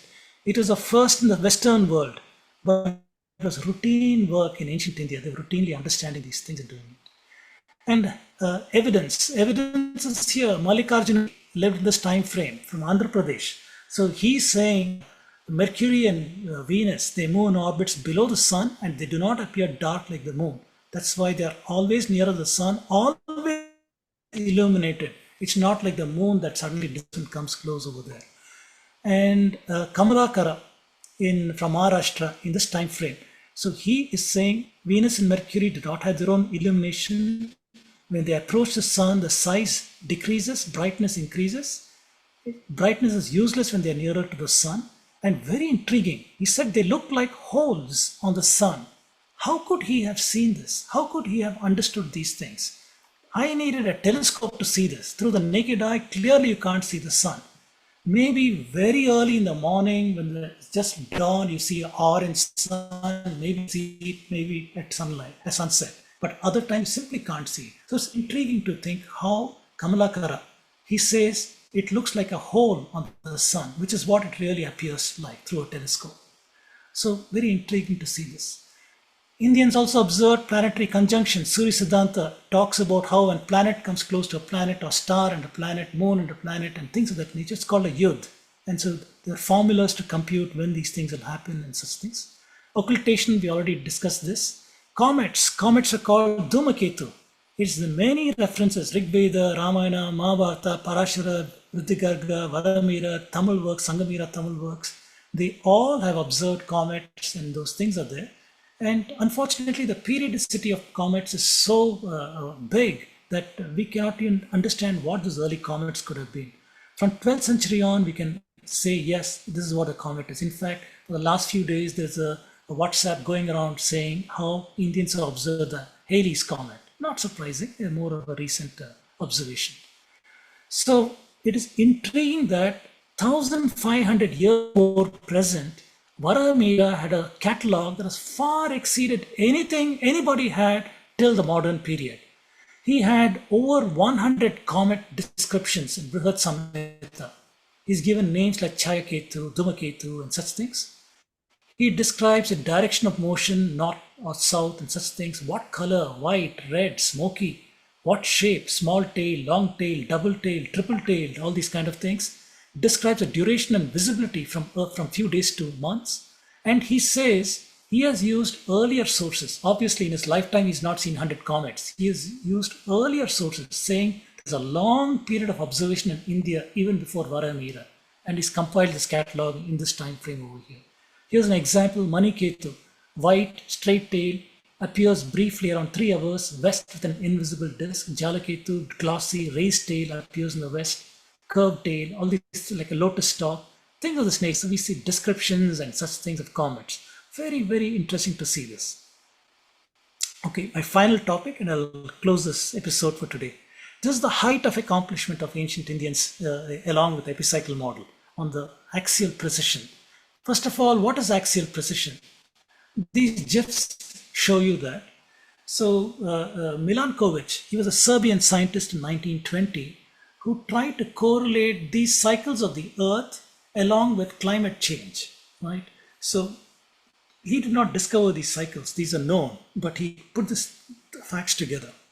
For example, we have got a 100,000 year cycle where Earth's orbit around the sun goes from circular to elliptical. It's a change in eccentricity. It takes 100,000 years. Very important for us, axial precession. This takes 26,000 years to complete, where the axis of rotation of the Earth, where it's pointing to the sky, is pointing at Polaris today, Dhruva, right? So that slowly traces a path in the sky and takes 26,000 years to complete one cycle. It is doing so because of the gravitational action of the sun and the moon, and to a lesser extent, Jupiter and Saturn. So the analogy I give people is a top. If you play to the top as a child, you tie a string up and you twirl it. When you twirl it, the top spins very, very fast. But as it is spinning fast, you can have a slow wobble. You can imagine a slow wobble to the top spinning. So Earth is doing that. The fast spin is 24 hours, once in 24 hours. And the slow wobble is this 26,000 year cycle. Very important in the next episode when we talk about how we date astronomical observations using precision.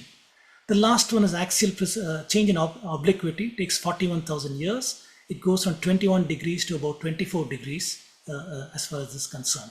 So these three things control how much of radiant energy the Earth gets in different periods of time. In some periods we get longer and duration of radiant energy. We have drought cycles. In some periods we have lesser radiant energy. Glaciers advance. We've got ice ages. This is one of the most successful theories that we have on climate studies. So, precision. Did Indians observe precision? That is the question. So, Tengri has come out with a statement 1972 paper.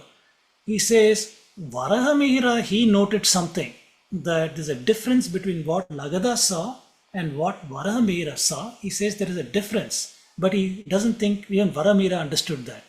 And look at the language is used. It is not unreasonable to suppose the idea of trepidation or precision was introduced into India by the Greeks, though the parameters chosen by the Indians are their own. So this is the way he presents it in a scientific paper with this wishy-washy language. Not the idea was introduced, though the parameters are their own. So assertions like this are repeatedly made by Western historians and taken as some kind of a set in stone truth. And they keep quoting these people over and over again and again. And we see the nonsensical nature of the statement in the next few slides. So we have evidence of observation of precision. For example, the Vishnu Purana itself, in Book 1, Chapter 12, is the story of Dhruva. Dhruva had an unhappy childhood because his father, the king, he decided to marry a younger woman, and one fine day Dhruva wants to sit on his father's lap, and the younger wife shoos him away saying, you have no place on your father's lap. Young boy is distraught, he's crying, goes to his mother, where is my place in the universe? Mother can't answer. He goes off and does tapasya for several years. Vishnu comes and asks, what do you want? He wants nothing, he's in a state of bliss. Then Vishnu says, I shall assign a station for you, Dhruva, that is your place. You will be so high above all the worlds, planets and stars and other such things that everybody else will go around you, pradakshina around you. In other words, it's a specification of Dhruva as a pole star. But what is intriguing to us is the next line. He says that some celestial beings endure for 4 ages, but for you, I'll give you 1 kalpa duration. You'll be there for 1 kalpa, which is the duration. So by assigning a fixed period to Dhruva, he's saying, Dhruva, you'll not be there forever. You won't be the pole star forever. You will change. I'm only giving you this period of time. What is it telling us? The story is telling us that they understand the pole star will not be in its place forever. It's temporary. That is what it is telling us. So this is a text evidence of the understanding of precision in an early time frame. I will date the story for you in the next episode. Then we see other ancient texts. For example, Vedanga Jyotisha, 1400 BCE text. Professor Iyengar, he says there is a line here that shows awareness of the impact of precision. In Vedanga Jyotisha it says, if the sun goes north without reaching Shravana, one of the nakshatras, or goes south without reaching Ashlesha, another nakshatra, it causes great fear. So there's an understanding that at some point in time it was touching these extremes. But now, because of precision, it no longer touches that the sun in in its path, in its Uttarayana, Dakshinayana path. It no longer does that. That's what it's talking about. And in the Brahmanda Purana, in this chapter, verse, and so on, it says that like a lump of clay at the center of potter's wheel moves slowly, Dhruva also rotates. Now Dhruva, if it is a pole star, it should not rotate. But there was a period of time when Dhruva was away from the pole thanks to precession, this 26,000 year cycle we talked about. And because it is off from the center, it appears to be rotating in a very small circle like a potter's wheel over here. That is what is the analogy used in Brahmanda Purana, clearly showing that there's an understanding of precision happening over here. One more work is Maitrayani Upanishad. Over here there is a king called Brihadratha. He's talking to one rishi. He's asking, why is Dhruva drifting? Why are the air strings holding this one dipping? Why are they doing that? So the North Star, understood by us as fixed, has changed its position. So in other words, the drifting of the pole star, it is consistent to the date 1500 BC according to Professor Iyengar in this paper. So it's one more instance of a very early period of time when Indians have observed precision. They have observed that the position of nakshatras is changing, the position of Dhruva is changing. All this is a consequence of precision. So we examine this claim by Pingree that the Greeks knew it before Indians. We can see in this paper, for example, Hipparchus is a Greek, 150 BCE, who is supposed to have first articulated the notion of precision. What did he say? Ptolemy is quoting Hipparchus because Hipparchus' works have not survived. Ptolemy was an Egyptian Greek who lived around 150 current era. So he says, Hipparchus said, solstice equinox might be moved backwards not less than 100th part of a degree per year. 100th part of a degree per year. This is what he says. Now, very intriguingly, we are seeing P.V. Kane in the history of Dharma Shastra, which is approximately 1940-1950, he wrote this book, and he's saying Vritti Garga. According to this theory, the Saptarishis would turn from nakshatra to nakshatra, remaining 100 years in each of these 27 nakshatras. So Professor Abhyankar has decoded this as meaning 1 degree in every 100 years. This works out to 36,000 years for the full circle. If you multiply by 360 degrees, 36,000. Remember, precision is 26,000 years. Vritti Garga's estimate is 1 degree for 100 years. So when did Vritti Garga live? Professor Iyengar in this paper is making a call on that. Parashara and Garga, both of these were quoted by Panini. Panini is a grammarian who is quoting these people. Panini is dated to 700 BCE, which means that these astronomers have lived prior to Panini. So even before Panini, Vritti Garga has come out with a statement that 1 degree for 100 years. Hipparchus is quoting exactly the same figure, but he is attributed by Pingree as having discovered this phenomena, whereas Vritti Garga has already got this. We know that Alexander, when he conquered in this area of Baluchistan, so he is supposed to have copied the texts that were there for his teacher Aristotle, and that formed a conduit for knowledge transmission, which I'll discuss about in a future episode. And the library of Aristotle was inherited by Hipparchus, and that's why Hipparchus is quoting the same figure. This is the transmission line I've just told you, and Pingree is oblivious to all of these things when he makes such assertions that Indians have copied from Hipparchus. We also see precision in the Surya Siddhanta. Surya Siddhanta says the circle of asterisms, the nakshatras, liberates 600 times in a Chaturyuga. In 4.32 million years, it rotates 600 years, and there's a formula. It moves west 27 degrees, returns to a former place, and moves east by the same number of degrees and returns back. In other words, a sine wave. He's saying from 0 degrees it goes to 27 degrees, comes back to 0, minus 27, comes back to 0. And so he's saying that it happens 600 times in 4.32 million years. That means in 7,200 years is when this happens, as we've seen over here. This is called Ayana Chalana. If we try to estimate the rate at which this change is happening, we take the 600 revolutions multiplied by 27 degrees. There are 4 segments, 1, 2, 3, 4 segments, multiplied by 60 to convert to minutes, multiplied by 60 to convert to arc seconds, divide by 4.32 million years, you get 54 arc seconds a year. So this is the precision rate that our ancestors are capable of finding in the Surya Siddhanta. So if you take a look at different people and what they have said, Surya Siddhanta, I'm not assigning a date for it. There's a reason. It is 54 arc seconds a year. Vriddhi Garga around, sorry, it's not 500. It's a mistake. Even earlier than 500 BC, we are seeing 36 arc seconds a year, or 1 degree for 100 years. Hipparchus the Greek, 120 BC, quotes the same figure, 36 arc seconds a year. Yuxi in China in this time frame, 72 arc seconds in a year. Aryabhatta, 48 arc seconds. The modern figure is 50.2 arc seconds a year. Okay, Aryabhatta has got an underestimate.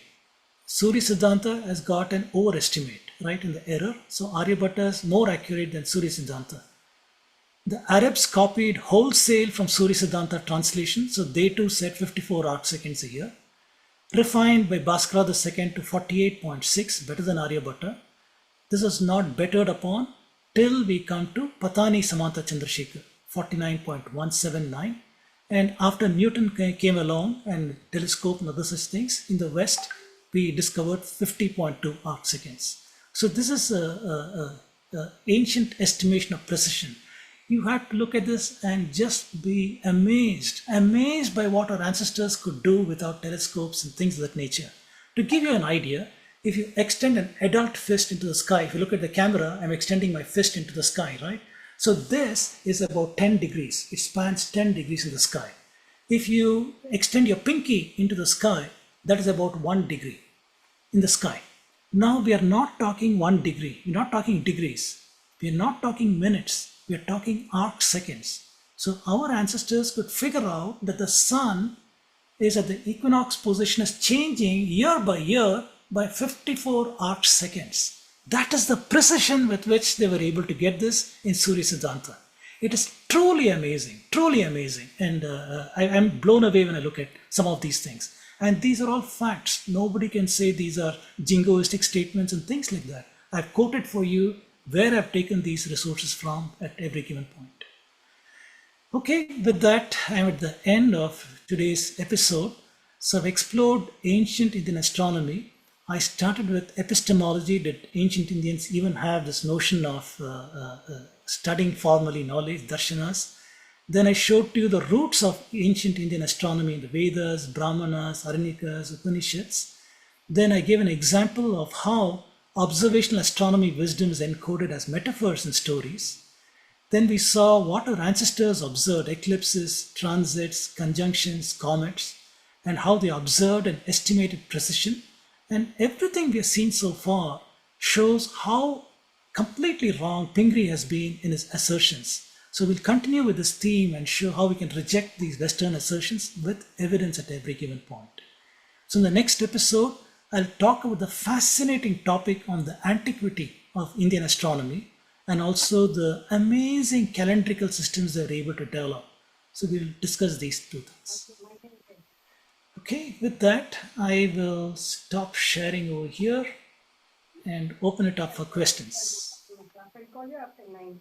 9, 5. Is somebody saying something? Okay, do we have any questions? It looks like Anga has a question. Yes, Amara, go ahead if you have a question. Okay. Oh, so Angad, say, go ahead, unmute yourself. Hello, sir. Yes, hi. It's Angad Singh Abdullah here. A quick question, sir. Sir, if we have been able to dissect the approximate timeline of these events where mathematicians and astronomers who came before the time of Aryabhatta, why isn't this still not in public knowledge, sir? Why haven't we updated our record, sir? So Shouldn't we? who is we? That is a question. We as in the in balance India. of the balance of power is such that the West controls the narration of what is being said, whether it's Wikipedia or AI tools or textbooks used everywhere. It's a Marxist and the socialists who control this narration of history and other such things. So there are two reasons. One is that. The second reason is that some of these things are being discovered now. Much of this is in Sanskrit literature that has not been translated yet. These are our present day people who are translating this literature, like Professor Iyengar and others, who have uncovered much of these new informations also. So it's an ongoing topic. So we have a whole lot of Indic scholars who are publishing their papers, their books, and other such things. But the percolation of knowledge is slow. We're not seeing that happen. Just take a look at the number of people in this seminar. We have less than 21 over here. Ideally, we'd have hundreds of people who would want to listen to some of these things, but the uptake of knowledge is unfortunately very, very poor. Thank you, Okay, sir. Ajay, go ahead, unmute yourself. And Doctor, it's very, very fascinating to listen to all this information, which actually made it very simple in a very simplified manner. In fact, so this is one of my favorite subjects, which I have been contemplating to pursue.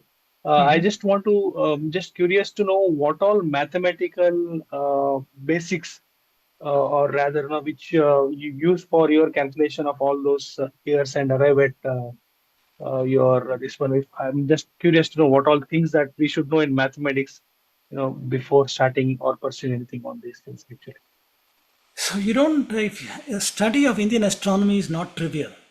It is not at all trivial. Don't expect to pick up a translated copy of Aryabhatiya or Surya Siddhanta and start learning these things immediately. These are exceedingly complex. You should think that somebody would go to Takshashila or Nalanda for 15 years, 17 years to learn some of these concepts. That's how difficult some of these things are, to become an acharya in these things, to do this. It's not easy. But if you did advance in Indian methods, then you'd need trigonometry, you need geometry, and some amount of calculus. Then you'd be able to do these things, solving equations and such things. You can do that. In the third lecture in this series, I will show you some of the mathematics. I'll show you how Indians used mathematics to estimate planetary positions and things of that nature. So wait till the third episode. That will be in August. yeah, sure. Thank you so much. In fact, the reason I asked is, with right now I'm not able to dedicate lots of time, but I would like to do whatever bits and pieces, if not, and at least one step at a time, or just moving towards that direction. So that's Sure. all the. Thanks a lot. Start with a book called Indian Astronomy by Professor Balachandar Rao. So that is Okay, a beginner's book, and there's sufficiently mathematical in content, and you will learn a lot. Just by reading that, you'll learn quite a lot. sure. Thank you so much. Okay, let's go Um, to.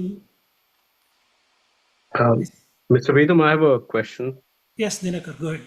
But then, did someone raise their hand before? Yes, Like, I I don't saw know. Sundari before you, but Okay, if yeah, you. yeah. So let her. Like, I'm Okay, parking my question. all right. Sundari, please go ahead. Thank you very much. I always look forward for your lectures and listen several times, not Thank you. once, Thank you. and keeping a notebook like a student. And it's very enlightening. One thing that being from computer science and math background, one thing that puzzles me is it that we lost so much knowledge all because India, there's no translations taking place from our languages, Sanskrit, into English, and then they try to, our people use English medium and do not know any of our Indian languages. Does it have any connection to the It students? does. It does. It does. There are Slightly several related, factors. slightly a different topic.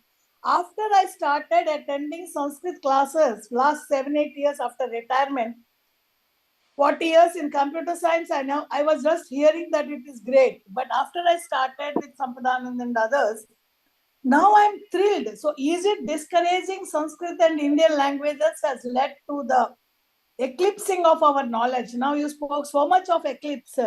So is it our knowledge is being eclipsed by the West? Would you agree to that point? There are multiple, it's not a single unidimensional problem over here, it's a multidimensional problem. And there are several reasons why we are in the state of ignorance that we are. So it stems from the insecurities of the colonial, Western, Eurocentric missionary people who encountered Indian astronomy and mathematics, and they saw that the people they are trying to rule are not uncivilized but a high civilization. So they tried their level best to try and discredit Indian astronomy because they could not have a situation where the Greeks have learned from Indians.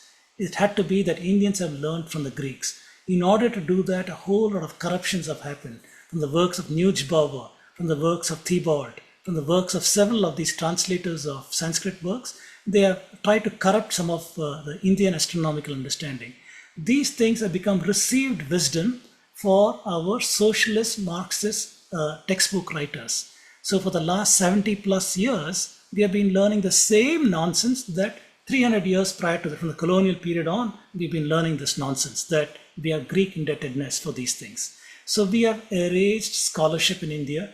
We have discredited these things.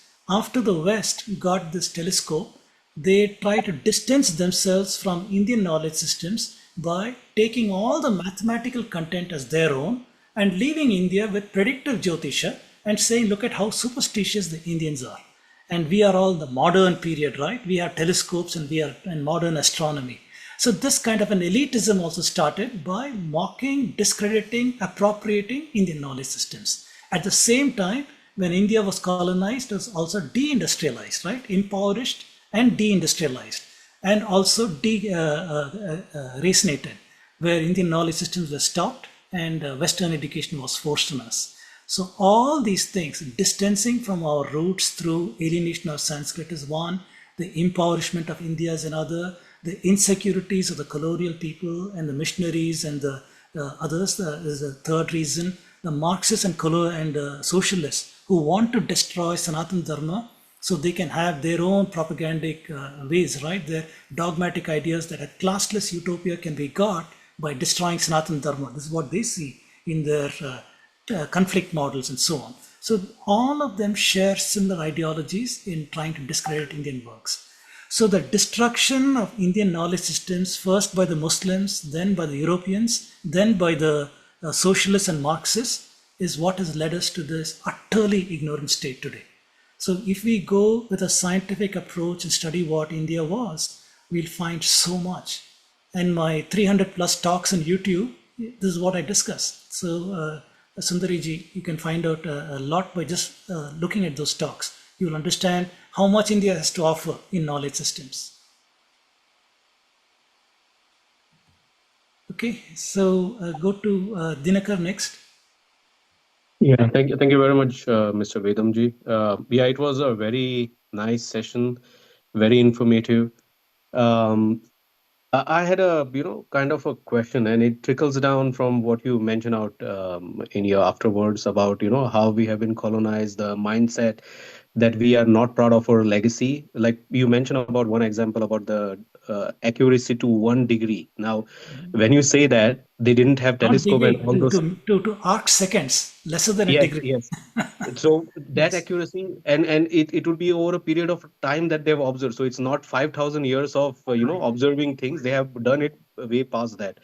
I also am a big fan of Nilesh Oak. Like he had mentioned about few examples too. That he says, the Arundhati system. Like our ancestor knew that there are two stars rotating around each other, or rather circling around each other, and now science is able to prove that with telescopes and whatnot. So what the question that I had was like, when we mention about that, oh, this is something that our our Vedas had or our texts had, and then it is proved by science now. Why is it not the other way around? Like we tell it to the world right now that okay, this is in our text, and later it is proved by science. Why don't we do it the other way? Because We when don't, when the late so I'll stop you right there. So we don't have to put a boundary between what we call science and what we call our texts, because our texts are the foundation of science. Pratyaksha Anumana is the basis of scientific works. And if you attend my courses at Hindu University of America, you'll see how all knowledge systems are connected. It is from the roots of Indian knowledge system that the Arabic, the Muslim people took it, transmitted to Europe. Europe built it through the Renaissance period, scientific revolution, on to present day. It's a connected trajectory there. So you cannot say this is ours and that is yours and so on. And the other primary reason that you're alluding to is what I said in the earlier talk, that the Indian knowledge systems have deliberately been killed, suppressed, suffocated. This is what is going on, right? So even if we do revive it, today we can only use it in the history of knowledge systems. It is because the world has moved on far beyond where we were stopped, right? It has moved far beyond with the instrumentations that we have today, with electronics, with satellites, with telescopes, with a whole lot of computers and so on. We have moved on far beyond. So we cannot say, let's go back to a contemporary world and these kind of things. But we study this to set the record straight. We study this to set the record straight and say, this is the true trajectory of science, where it originated and where we are today. Here is the connection. This is how it connects back to the past. Okay. Thank you. Okay. Hi, Dr. Vedam. Yes, Sampath, go ahead. Yeah, I had a quick question. My biggest problem is, how do we get our generation of educated class to start, at least getting interested in some of these things? I have lots of classmates, lots of bright guys, a whole. Sampath, I have shared this with the organizers of this talk too. We have less than 25 people attending this talk. Right. And that's a huge disappointment for me. I put in so much effort to do these things, and the uptake is simply not worth it. There's no return on investment over here. Right. So I struggle with this myself. What will it take for our people to become cognizant of their identity? Because only by appreciating what your ancestors were, that you can stand on a firmer ground. Otherwise, you believe every nonsense thrown at you, that you're a casteist, that you are an oppressor, that you are this fascist and other such things, right? Exactly. Anything that anybody wants to throw at you, you have no defense because you have zero knowledge about your ancestors, their identity. So I'd imagine that all of us should be invested in this, but that isn't the case. I'm fascinated that even people, I have a big IIT group here. People as highly educated as IIT, graduates and so on, don't seem to have an interest or a curiosity in what may have gone wrong, or where is it that. Anyway, it's a long question. Yes. So I think it is people are busy today with either raising their families or finding their mates or making money out there and so on. So notions of identity is far from their minds, either through whatever sense of exaltation they have in the things they do. So these topics are not on their minds. But unfortunately, we got to bring it front and center, that identity is important, especially the kids growing up in this country, the Indian American kids. They are growing rootless. They have no idea who they are. Only when you know who your ancestors were, then you can project your ideas with confidence on the world stage. You can say, this is who my ancestors were. This is what they have done. And I have the same genes as that. So that is the kind of projection you can do with confidence. But unfortunately, we simply don't have that. The uptake is not there. I know. Dr. Raj, one just observation. Sorry, I interrupting this. So, is there a way that probably next episode or next session or whatever, that we make this available in regional languages with AI? I think that might spread more. I'm sure that in India, many people who may not be as fluent as us in English. So Ajay, here's the reality. So ASCI has uploaded 2 episodes so far, and the viewership is a dismal less than 100 viewers after 2 weeks or so. So this is the uptake. So if you volunteer, please do reach out to Trisha Satish, who's on the call right now. She's the organizer. Reach out, volunteer your services in AI and dubbing it into other languages and helping to propagate these things. I'm sure ASI will be glad for that also. Yes, I definitely would be very happy with that. Any way to promote this to a larger audience, because I know that the small population that does attend finds it so interesting and eye-opening. I would love for more people to be able to attend this. So please reach out to me. I will put my email address in the chat. So please reach out. Yes. Yeah, and if each of you if you like this talk and the earlier ones, please do try to get more people to attend this, especially the young professionals. Try to get them to attend this.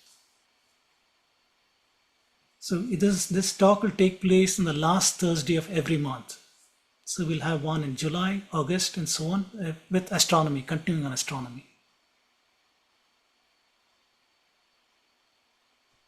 So Angad says on the chat that yes, some of my lectures have millions of views. That is true, but the ones that ACI has posted has got very low viewership, and I've tried to promote it myself, but uptake is simply not there.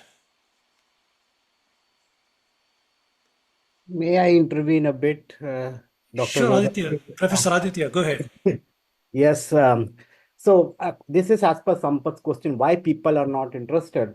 It's simply, I feel that how many of us really know that the rotation period of Earth around the sun is how many, like 365 days? Okay, there are some people. What is the rotation period of Moon?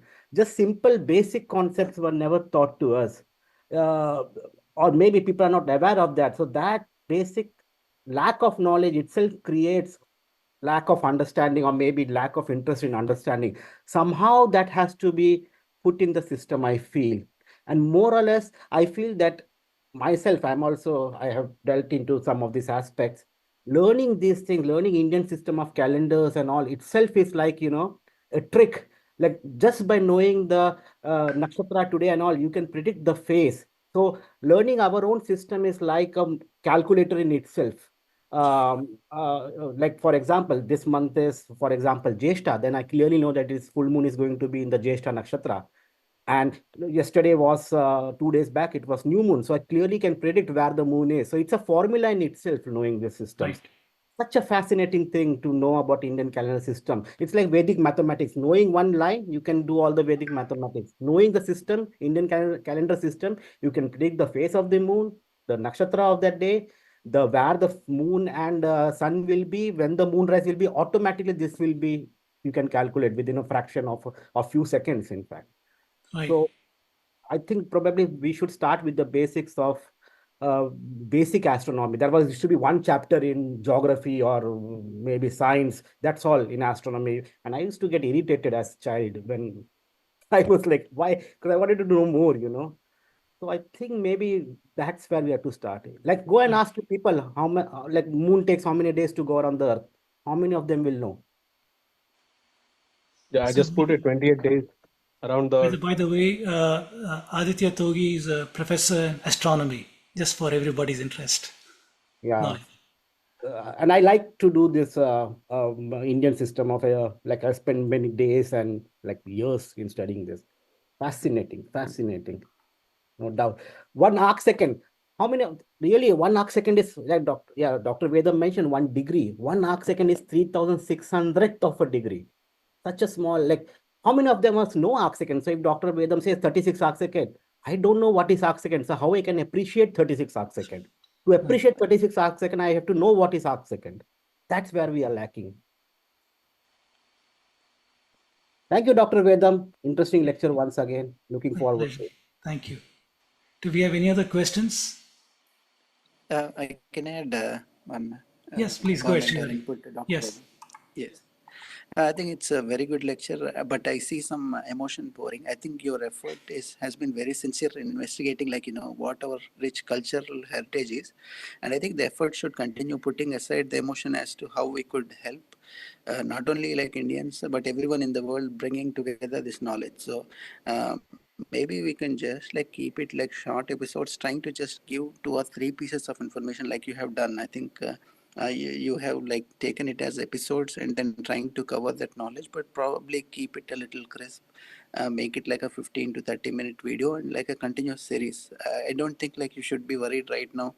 The audience is only 25 for a live lecture, because we're getting the YouTube video also. So the effort should continue, but probably like keep it short episodes and keep continuing the effort. That's the most important thing can be kept aside. I think what you have dig it through, and even I think your association is doing a fantastic job. This effort should continue more so as like a continuous episodes. Then I think there'll be a great value, like not necessarily now, but probably like 5 years down the line, 10 years down the line. I think this should go. So please continue the effort that you're doing. It is great. Okay, thank you. Any other questions?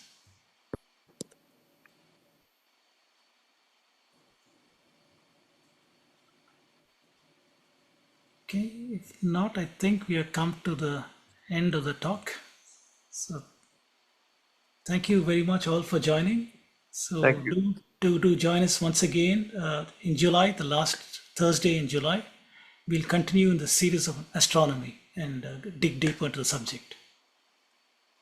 Thank you so much, Dr. Vedam. Thank you. Have a Thank you so wonderful much, sir. month, all of you.